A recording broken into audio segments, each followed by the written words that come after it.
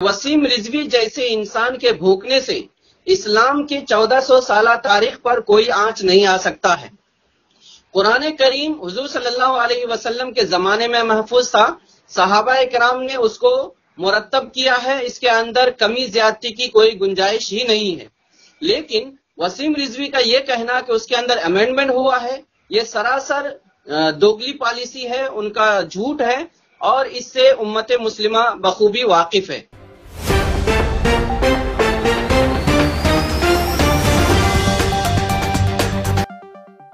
पलपल news के news room से मैं हूं आपके साथ नदीम अकरम। वसीम रिजवी के बयान को लेकर के आज देश भर में हंगामा मचा हुआ है, बल्कि देश ही नहीं दुनिया भर के लोग जो हैं वसीम रिजवी की गिरफ्तारी को लेकर के हैशटैग चला रहे हैं। ट्विटर पर, फेसबुक पर, तमाम ऑनलाइन प्लेटफॉर्म पर वसीम रिजवी को दुहाई भेजी जा रही है। और वसीम रिजवी की इस हरकत को लेकर के हमने ऑल इंडिया इमाम काउंसिल के जनरल सेक्रेटरी मुफ्ती हनीफ अहरार कासमी साहब से बात की है और उन्होंने क्या कुछ कहा है वसीम रिजवी को लेकर के, एक बार इस पर भी नजर डालिए। मैं आपसे जानना चाहता हूं कि एक याचिका वसीम रिजवी की तरफ से दाखिल की गई, उसे आप लोग किस तरीके से देख रहे हैं? सबसे पहले मैं आपका शुक्रिया अदा करता हूं नदीम भाई, आपने हमेशा इस तरह के जब भी मसाइल पेश आए हैं आपने सामने आकर के कौम और मिल्लत के दर्द को आवाम तक पहुंचाने की कोशिश की है और जो हक बात है उसको आपने वाजे किया है। दूसरी बात यह है कि जो वसीम रिजवी है, पहले हमको समझना चाहिए कि ये आदमी कौन है। ये दो पैसे का भी, दो कौड़ी का भी आदमी नहीं है। ये शिया भी नहीं है, सुन्नी भी नहीं है, ये मुर्तद इंसान है और ये आरएसएस का पालतू कुत्ता है जो जब मन में आता है, जो मन में आता है, आरएसएस की तरफ भी जब उनको लुकमा दिया जाता है तो वो भूखना शुरू कर देता है। आरएसएस के इशारे पर नाचने वाला और उसके लुकमे पर भूखने वाला इस इंसान के बारे में इससे पहले जब 3 तलाक बिल का मसला चल रहा था तो तमाम शिया कम्युनिटी के बड़े बड़े उलमा ने यह कहा था कि इस इंसान का जो मसला है उसका शिया कम्युनिटी से कोई ताल्लुक नहीं है और सुन्नी कम्युनिटी से तो है ही नहीं है। तो अब आप अंदाजा लगा सकते हैं कि ये आदमी किस दर्जे का है। ये आदमी मुर्तद है और आरएसएस के इशारे पर काम करने वाला आदमी है। इसलिए पूरी उम्मत मुस्लिमा को ये समझना चाहिए कि ये इंसान जो शिया वक्फ बोर्ड का नाम लेकर के अपने आप को इस्तेमाल कर रहा है, ये सरासर झूठ है, दोगलापनी है और नमक हरामी है मिल्लत इस्लामिया के साथ। जी तीसरी बात, इन्होंने जो कुरान के बारे में बात कही है और सिर्फ कुरान के खुलफा राशिदीन के ऊपर बहुत बड़ा इल्जाम लगाया है। सबसे पहले हमें यह समझना चाहिए कि वसीम रिजवी जैसे इंसान के भूखने से इस्लाम की 1400 साल तारीख पर कोई आंच नहीं आ सकता है। कुरान करीम हुजूर सल्लल्लाहु अलैहि वसल्लम के जमाने में महफूज था, सहाबा किराम ने उसको मुरत्तब किया है, इसके अंदर कमी ज्यादती की कोई गुंजाइश ही नहीं है। लेकिन वसीम रिजवी का ये कहना कि उसके अंदर अमेंडमेंट हुआ है, ये सरासर दोगली पॉलिसी है, उनका झूठ है और इससे उम्मत मुस्लिमा बखूबी वाकिफ है। सहाबा इकराम और खासतौर से खुलफाए राशिदीन के ऊपर जो इंसान इल्जाम तराशी करता है वो इंसान मुसलमान नहीं हो सकता है। ये इस्लाम का मुत्तफिका फैसला है। इसलिए इस इंसान को मुसलमान की नजर से नहीं देखना चाहिए। अभी जो उन्होंने कुरान शरीफ की आयतों के बारे में कहा है, हम ये कहना चाहते हैं कि वसीम रिजवी ही नहीं, पूरी दुनिया के लोग वसीम रिजवी जैसे मुनाफिक और मुर्तद लोग अगर कुरान शरीफ के अंदर जर्रा बराबर भी रद्दो बदल तब्दीली की कोशिश करेंगे तो वो नाकाम होंगे, वो कभी नहीं हो सकता है। इसी के साथ हम वसीम रिजवी और वसीम रिजवी के जो हमनवा है, जिसको आरएसएस के लोगों ने खरीद के रखा है, उसके बहुत सारे लोग हैं, जैसे वजाहत हुसैन है, वसीम रिजवी है और अफजल अहमद है। इस तरह के बहुत सारे लोग हैं जिनको आरएसएस ने पाला है, पैसा देकर खिलाकर पाला है और इसीलिए पाला है कि जब भी मुसलमानों के खिलाफ उसको कुछ करना होता है तो इन लोगों के जरिए से मुसलमान के नाम पर आवाज उठाते हैं ताकि उम्मत मुस्लिमा उनके झांसे में आकर गुमराह हो जाए। तो उम्मत मुस्लिमा को वसीम रिजवी की हकीकत सामने रखनी चाहिए। कुरान शरीफ के अंदर کسی بھی طرح کی تبدیلی نہ ہوئی ہے نہ ہو سکتی ہے، اور جو بھی کرنے کی کوشش کرے گا وہ انشاءاللہ ناکام ہوگا، اور پوری امت مسلمہ مل کر کے اس کے خلاف کارروائی کرے گی۔ ہم ایک بات اور کہنا چاہتے ہیں کہ وسیم رضوی نے جو کورٹ کے اندر اور سپریم کورٹ کے اندر چکا دیا ہے، جو اپلیکیشن دیا ہے، ہم سپریم کورٹ سے کہنا چاہتے ہیں کہ سپریم کورٹ نے بہت زیادہ اپنے حد سے ہٹ کر، قانون کے دائرے سے ہٹ کر، اور جو پرسنل لا اور مذہبی آزادی اور قانونی اختیارات دیے گئے ہیں اس میں مداخلت کر کے بہت سارے فیصلے کیے ہیں۔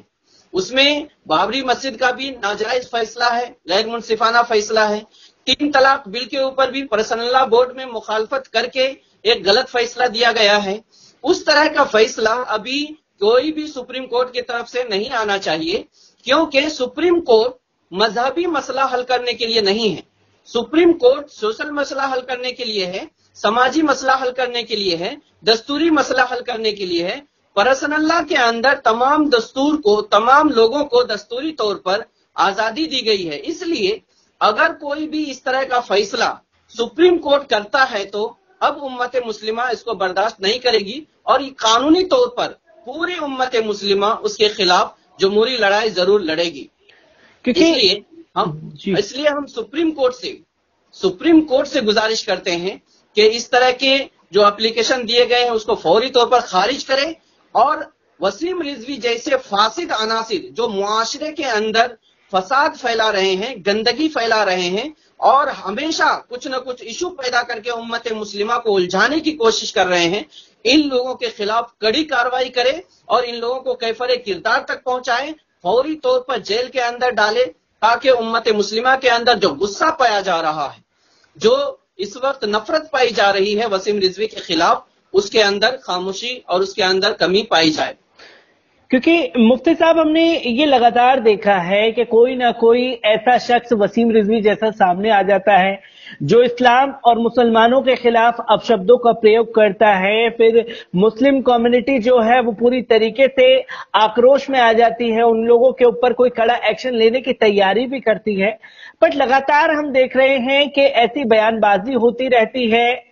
آپ آل انڈیا امام کونسل کے جنرل سیکرٹری بھی ہیں، آپ لوگ ایسے لوگوں کو روکنے کے لیے کس طریقے کا قدم اٹھا رہے ہیں؟ کیونکہ اب جو ہے اسلام مسلمان تک تو ٹھیک تھا، اب سیدھے سیدھے قرآن شریف کی تلاوت کو لے کر کے ہی سوال کھڑے کیے جا رہے ہیں۔ دیکھیے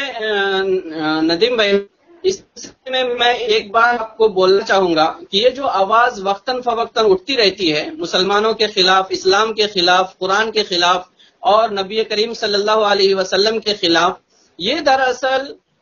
RSS کا ایک ایجنڈا ہے۔